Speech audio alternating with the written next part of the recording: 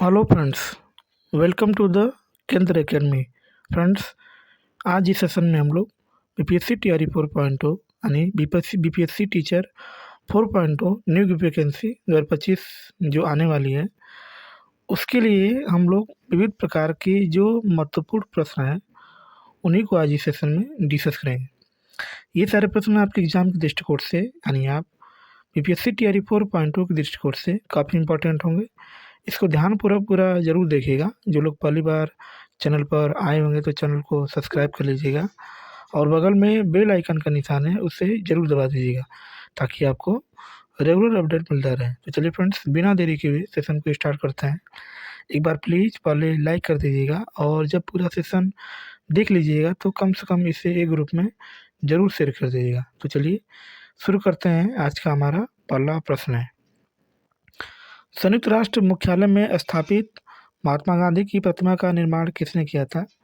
Option A Ram Sirtej, option B Ram Sutar, option C Rampal, option D उपयुक्त में से एक से अधिक और ऑप्शन ई जो है उपयुक्त में से कोई नहीं। इसका जो राइट ऑप्शन हो जाएगा friends option number B, Ram Sutar जो है संयुक्त राष्ट्र मुख्यालय में जो महात्मा गांधी की जो प्रतिमा लगाई गई है उसको बनाने वाले कौन है? तो राम सुतार है। ठीक है, इसको हम लोग देख सकते हैं फ्रेंड। इसका डिस्कस दिसंबर 2022 में राष्ट्रपिता महात्मा गांधी की आवक्ष प्रतिमा संयुक्त राष्ट्र मुख्यालय में स्थापित की गई थी। इस प्रतिमा का अनावरण भारतीय विदेश मंत्री डॉक्टर एस जयशंकर और संयुक्त राष्ट्र महासचिव एंटोनियो गुटेरेस द्वारा की गई थी। यह प्रतिमा प्रतिष्ठित शिल्पकार पद्मश्री से सम्मानित राम सुतार द्वारा निर्मित किया गया था। यानी इसके बनाने वाले कौन थे? तो राम सुतार थे। ठीक है, चलिए आगे।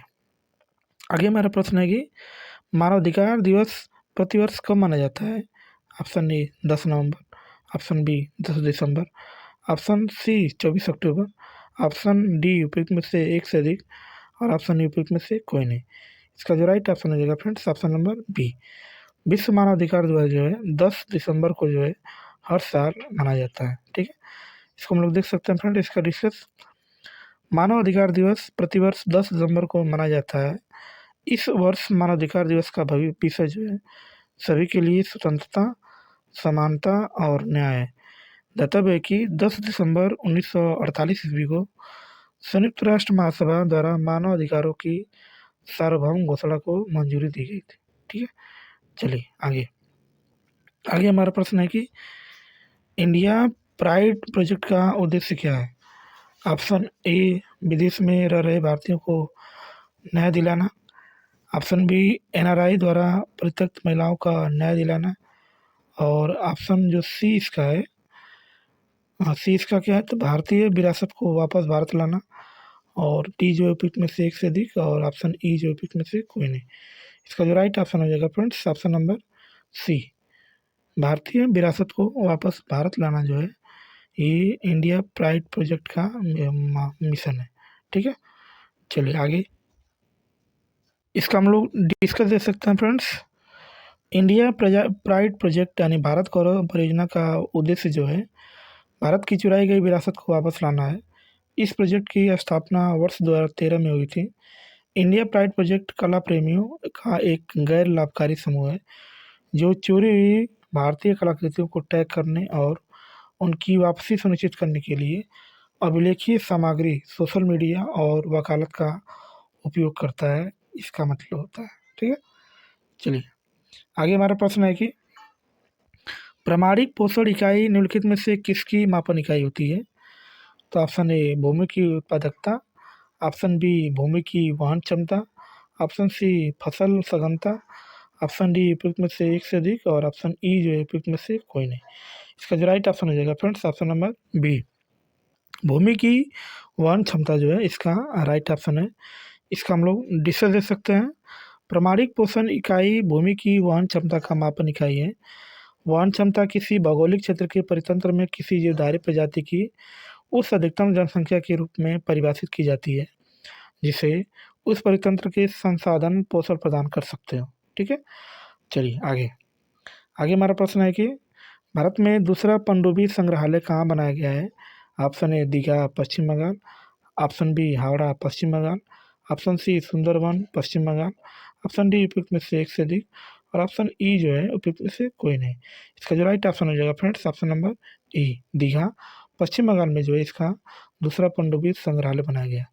तो भारत में दूसरा पनडुब्बी संग्रहालय पश्चिम बंगाल में दीघा में स्थापित किया गया है। भारत का पहला पनडुब्बी संग्रहालय विशाखापट्टनम में स्थापित किया था। यानी पहला कहाँ बनाया गया था, तो विशाखापट्टनम, और दूसरा कहाँ बनाया गया है, तो पश्चिम बंगाल यानी दीघा में। ठीक है। राष्ट्रीय शिक्षा नीति 2020 की किस ग्रेड की व्यावसायिक शिक्षा को मुख्य धारा की शिक्षा में एकीकृत करने पर जोर देती है? ग्रेड 6, ग्रेड 8, ग्रेड 10 और ग्रेड 12। इसका जो राइट ऑप्शन हो जाएगा फ्रेंड्स ऑप्शन नंबर ए, यानी ग्रेड 6 में जो है इसको एकीकृत करने पर जोर देती है। इसको हम लोग देख सकते हैं फ्रेंड्स, इसका डिस्कस। राष्ट्रीय शिक्षा नीति 2020 ग्रेड 6 की व्यावसायिक शिक्षा को मुख्य धारा की शिक्षा में एकीकृत करने पर जोर देती है। एनईपी 2020 के अनुसार 2025 तक कम से कम 50% शिक्षार्थियों को स्कूल और उच्च शिक्षा के माध्यम से व्यावसायिक अनुभव प्राप्त होगा। प्रत्येक बच्चे से यह अपेक्षा की जाती है कि वह कम से कम एक व्यवसाय सीखे और कई व्यवसायों से परिचित हो। एनईपी 2020 में कहा गया है व्यावसायिक और शैक्षणिक धाराओं के बीच कोई कठिन अलगाव नहीं होगा। उसके लिए छात्रों के पास वर्ष में 10 बैकलेस दिन होंगे, जिसके दौरान उन्हें अपनी पसंद के व्यवसाय से अवगत कराया जाएगा। यह ग्रेड 6 से 8 तक की अनुभवात्मक व्यावसायिक शिक्षण द्वारा पूरक होगा। ठीक है, तो इसका ये लक्ष्य है। ठीक है, आगे खेल के संदर्भ में निम्नलिखित में से कौन सा जोड़ा सही सम्मिलित है? Flushing Meadows French Open, Venus Rosewater Dish Wimbledon trophy महिला, Roland Garros US Open, Australian Open महिला, डाफने अक्रोस्ट मेमोरियल। इसमें हमको देखना है कि इसका सही उत्तर कौन है। तो ऑप्शन ए जो है 1 और 2, ऑप्शन बी 2 और 3, और ऑप्शन सी 3 और 4, और ऑप्शन डी 2 और 4। इसका जो राइट ऑप्शन हो जाएगा फ्रेंड्स ऑप्शन नंबर डी 2 और 4 इसका क्या है, राइट ऑप्शन है ना। इसको हम लोग देख सकते हैं फ्रेंड्स। खेल के संदर्भ में निम्न जोड़े सही सम्मिलित हैं: Venus Rosewater Dish Wimbledon trophy, Australian Open, Daphne Akhurst Memorial Cup, Flushing Meadows US Open, और रोलैंड गैरोस फ्रेंच ओपन। अतः उपयुक्त में से 2 और 4 जोड़ा क्या है, सही सम्मिलित है। ठीक है, चलिए आगे भी हमको मिलान करना फ्रेंड्स, सम्मिलित करना है सूची 1 को सूची 2 से। सूची 1 में जो है जूते, फैशन सामग्री, सहायक सामग्री दिया है, और इसको सूची 2 से क्या करना है, मिलाना है। ठीक है, बैरेट जो होता है इसका संबंध किससे होता है? तो पुरुषों के जूते का एक प्रकार होता है। स्टेरोइड क्या होता है? तो एक प्रकार का एक धूप का चश्मा होता है। एविएटर्स क्या होता है? तो एक प्रकार की टोपी होती है। और चिंगनोन क्या होता है? तो महिलाओं के जूते का एक प्रकार होता है। और ब्राक क्या होता है? तो एक प्रकार का केस विन्यास होता है। इसको हम लोग देख सकते हैं। तो इसका जो राइट ऑप्शन हो जाएगा friends option number B. B इसका क्या है, राइट ऑप्शन है। हाँ, यानी पहले का ए का 3, बी का 4, सी का 2, डी का 5 और ई का जो है पहला। ठीक, इसको हम लोग फिर से मिलान कर सकते हैं फ्रेंड, देख सकते हैं अच्छे तरीके से। बैरेट एक प्रकार की टोपी है। स्टीलेटोज महिलाओं के एक प्रकार के जूते का एक प्रकार होता है।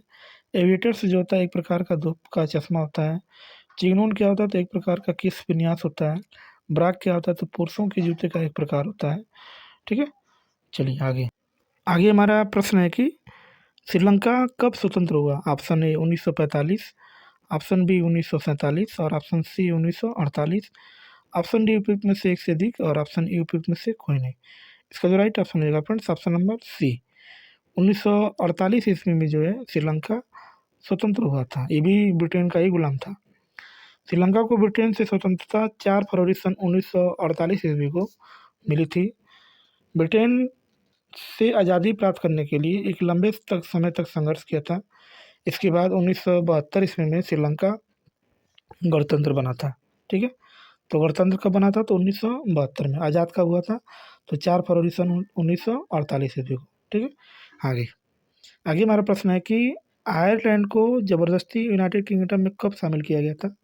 Option A 1707, option B 1798, option C 1801, option D उपयुक्त में से एक से अधिक और ऑप्शन ई उपयुक्त में से कोई नहीं। इसका जो राइट ऑप्शन हो जाएगा फ्रेंड्स ऑप्शन नंबर सी इसका क्या है, राइट ऑप्शन है। इसको हम लोग देख सकते हैं फ्रेंड्स, इसका डिस्कस। आयरलैंड को ज़बरदस्ती यूनाइटेड किंगडम में वर्ष 1801 में शामिल मिलाया गया था।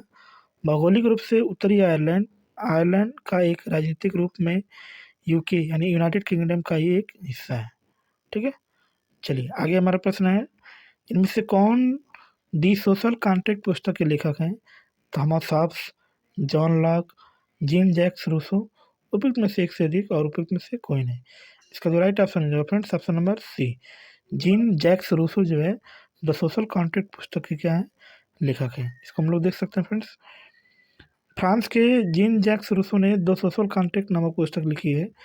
यह पुस्तक 1762 ईस्वी में लिखी थी। इसका जन्म जो है जिनेवा 28 जून सन 1712 ईस्वी को हुआ था। इनका जन्म कहाँ हुआ था? तब जिनेवा में। कब हुआ था? तो 1712 ईस्वी में।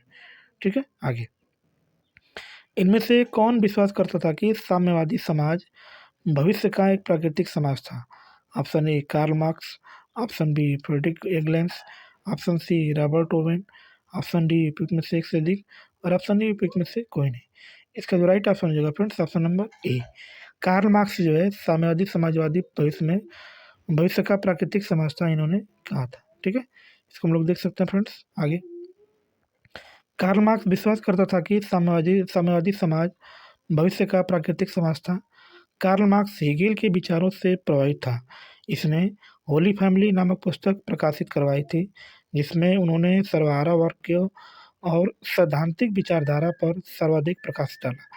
मार्क्स ने अपने साम्यवादी घोषणा पत्र में पूंजीवाद को समाप्त करने का संकल्प लिया था। ठीक है, चलिए आगे, हमारा प्रश्न है कि निम्नलिखित में से कौन सा भारत में कठोर जाति व्यवस्था के लोप होने का मुख्य कारण के रूप में जाना जा सकता है? संविधान तथा इसकी आधारभूत संरचना, सामाजिक सुधार और आर्थिक विकास, साक्षरता एवं शिक्षा विकास, उपयुक्त में से एक से अधिक और उपयुक्त में से कोई नहीं।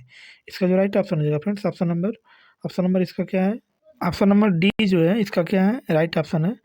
डी इसका क्या है? राइट ऑप्शन है, यानी उपयुक्त में से एक से अधिक जो है इसका राइट ऑप्शन है। ठीक है, इसका हम लोग डिस्कस दे सकते हैं।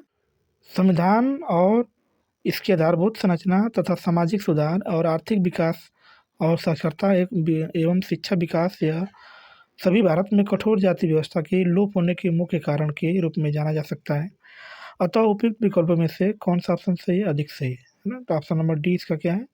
राइट ऑप्शन है। ठीक है, आगे, अमेजन बेसिन में एक बड़े मकान को क्या नाम दिया गया जिसकी छत की तिरछी खड़ी ढाल होती है?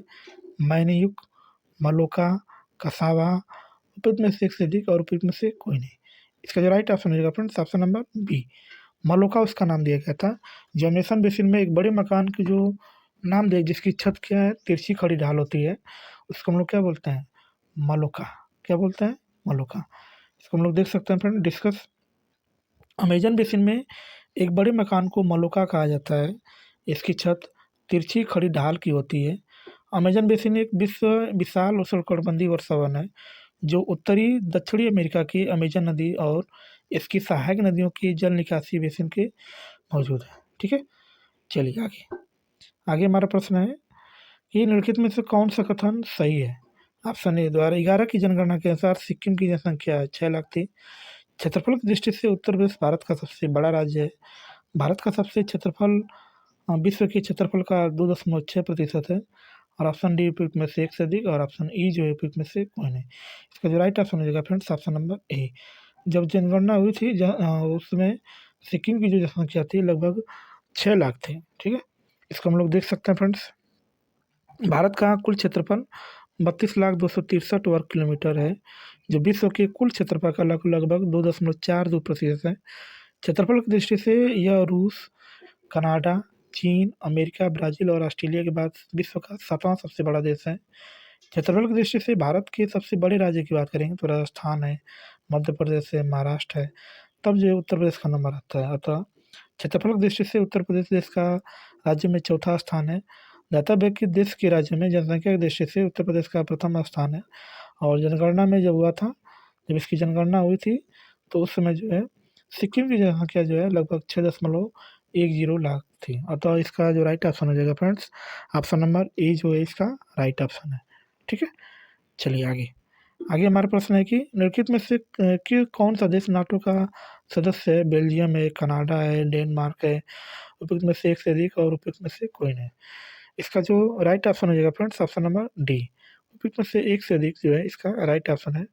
नाटो की बात करेंगे तो नाटो में कुल मेंबरों की संख्या जो है 32 है। 32वां नंबर जो उसका नाम क्या है तो स्वीडन। स्वीडन जो है शामिल होने वाला 32वां देश है। और 31वां देश इसका क्या नाम है तो उसका नाम फिनलैंड है। ठीक है, तो इसमें कुल इतने देश हैं। ठीक है, आगे इसको हम लोग डिस्कस दे सकते हैं। नाटो का विस्तृत होता है नॉर्थ एटलांटिक ट्रीटी ऑर्गेनाइजेशन। उत्तरी अटलांटिक सदस्य संगठन है। यह सोवियत संघ के खिलाफ सामूहिक सुरक्षा और प्रदान करने के लिए संयुक्त राज्य अमेरिका, कनाडा और कई पश्चिमी यूरोपीय देशों द्वारा अप्रैल 1949 ईस्वी में स्थापित एक सैन्य गठबंधन है। इसका मुख्यालय ब्रुसेल्स बेल्जियम में है। वर्तमान में इसमें 31 पहले था लेकिन अब इस समय 32 हो गया है, शामिल है। इसमें मूल सदस्य बेल्जियम है, कनाडा है, डेनमार्क है, फ्रांस है, आइसलैंड है, इटली, लग्जमबर्ग है, नीदरलैंड है, नॉर्वे है, पुर्तगाल है, यूनाइटेड किंगडम है और संयुक्त राज्य अमेरिका है। नाटो का 31वां जो देश है उसका नाम फिनलैंड है और 32वां कौन है, उसका नाम क्या है स्वीडन। स्वीडन जो है नाटो में शामिल होने वाला 32वां देश है।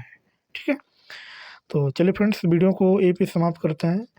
वीडियो आपको अच्छी लगी हो तो प्लीज़ एक बार लाइक कर दीजिएगा, सब्सक्राइब कर दीजिएगा और दोस्तों को शेयर कर दीजिएगा फ्रेंड्स। यह फ्रेंड वीडियो आपके लिए काफ़ी इंपॉर्टेंट थी बीपीएससी टीआरई 4.0 जो इसका मई में विज्ञापन आने वाला है। इसके लिए बहुत इंपॉर्टेंट थी ये क्लास। तो मिलते हैं नेक्स्ट क्लास में और तब तक के लिए बाय और जय हिंद फ्रेंड्स।